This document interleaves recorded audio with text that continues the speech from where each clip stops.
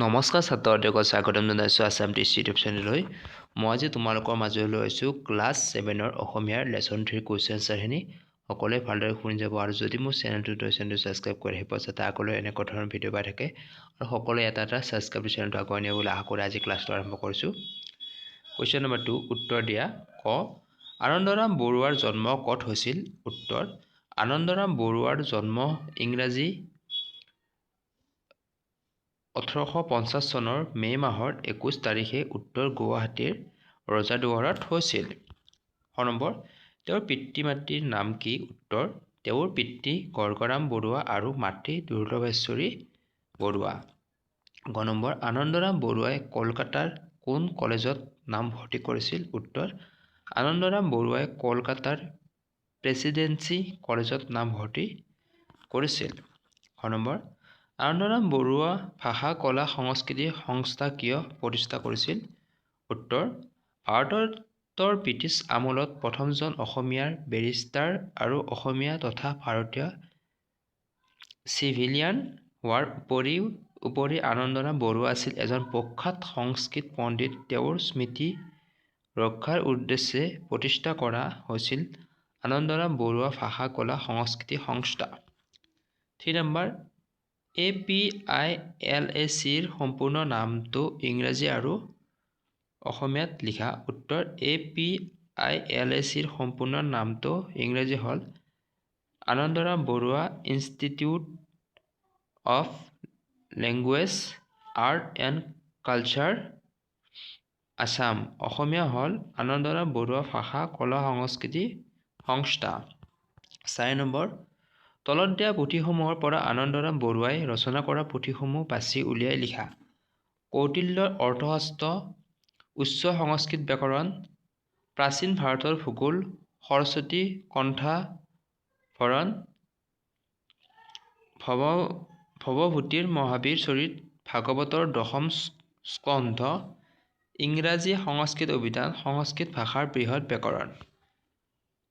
এই উত্তৰটো হ'ল উচ্চ সংস্কৃত ব্যাকৰণ, ভৱভূমিৰ মহাচৰিত, সৰস্বতীৰ কণ্ঠাভৰণ, প্ৰাচীন ভাৰতৰ ভূগোল, ইংৰাজী সংস্কৃত অভিধান, সংস্কৃত ভাষাৰ বৃহৎ ব্যাকৰণ, সংস্কৃত শিক্ষাৰ্থী সহচৰ।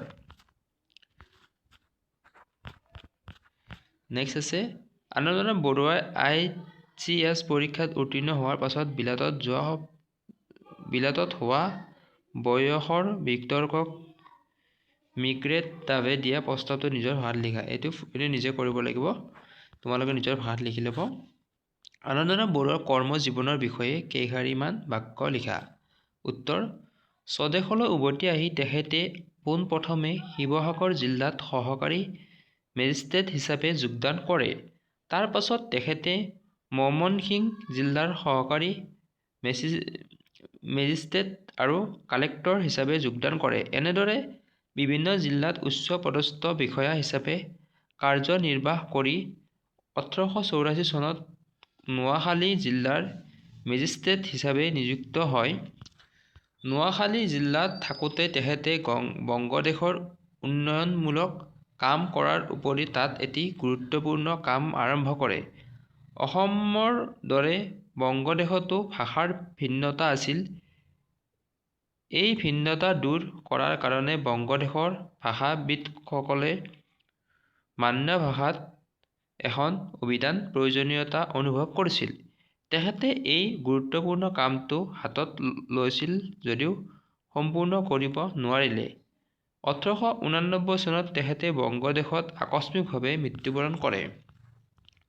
ক অংশত থকা শব্দবোৰ খ অংশত থকা অৰ্থবোৰৰ আঁচ টানি মিলোৱা। অধ্যাৱসায় অতি শুৱনি বহুতৰ মাজত চকুত পৰা সুনাম যশস্য মন্থন মথা বা ঘোটা কাৰ্য সুখ্যাতি মানে প্ৰতিদ্বন্দ্বী জাকত জিলিকা আশা নকৰা এইখিনি আছিল। অৱদান কামত লগোৱা কামত বিনিয়োগ অৰ্থাৎ ক অংশৰ লগত খ অংশটো আছে।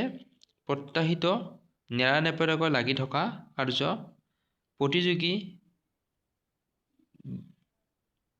জ্ঞানী নিযুক্ত মানে কোনো কামত কৰিবলৈ দৃঢ়, ইচ্ছা মনীষী মানে কোনো কাম কৰিবলৈ দৃঢ় হোৱা। 9 নম্বৰ খালী ঠাই পূৰ কৰা। ক কালি মই গুৱাহাটীলৈ যাম, উত্তৰটো হ'ব যাম। কালি মই গুৱাহাটীলৈ, ইয়াত ৰোৱাখিনি হ'ব যাম, খালী ঠাইখিনি হ'ব। কাইলৈ আমাৰ ঘৰলৈ ৰমেন আহিব, উত্তৰটো আহিব হ'ব। ক নম্বৰ ল'ৰাবিলাকে খেলপথাৰত বল খেলিছে। 11 নম্বৰ চেষ্টাৰ অসাধ্য একো নাই, কথাষাৰ বহলাই লিখা। উত্তৰ চেষ্টা অবিহনে কোনো কামেই সম্ভৱ নহয়। কোনো কৰ্মৰ পৰা যদি ভাল ফলাফল পাব বিচাৰে তেতিয়াহ'লে অধিক চেষ্টাৰ প্ৰয়োজন। যদি কোনো কাম কৰিব পৰা নাই তেনেহ'লে হাজাৰ চেষ্টা কৰিব লাগে। অধিক চেষ্টাৰ মূলতে সফল হ'ব পৰা যায়। পণ্ডিত আনন্দৰাম বৰুৱাদেৱে নিজৰ অনেক চেষ্টাৰ মূল ICS প্ৰতিযোগিতামূলক পৰীক্ষাত উত্তীৰ্ণ হ'বলৈ সক্ষম হৈছিল। গতিকে কোনো কাম এবাৰত সম্পন্ন নহ'লে তাক হাজাৰবাৰ চেষ্টা কৰিব লাগে। 12 নম্বৰ কিছুমান লোকে ভালদৰে পঢ়া শুনা কৰি ভাল কাম কৰি নিজৰ বংশৰ লগতে দেশৰ নামো উজ্জ্বল কৰে। তুমি নিজে তেনে এজন ব্যক্তি হ'বলৈ কি কৰিবা লিখা। উত্তৰ কিছুমান লোকে ভালদৰে পঢ়া শুনা কৰি ভাল কাম কৰি নিজৰ বংশৰ লগতে দেশৰ নামো উজ্জ্বল কৰে। মই নিজে তেনে এজন ব্যক্তি হ'বলৈ হ'লে এতিয়াৰে পৰা মন দি পঢ়া শুনা কৰিম। জানোৱা পদ্মনাভ গোহাঞি বৰুৱা অসীম ত্যাগ স্বীকাৰ কৰি অসমীয়া ভাষা সাহিত্যৰ ভেটি নিৰ্মাণ কৰি সুদৃঢ় কৰা লেখকসকলৰ ভিতৰত পদ্মনাভ গোহাঞি বৰুৱা অন্যতম। তেখেতৰ জন্ম হৈছিল 1871 চনত উত্তৰ লখিমপুৰৰ নকাৰী নামৰ গাঁৱত। তেখেতৰ দেউতাক আছিল ঘীণাৰাম বৰুৱা।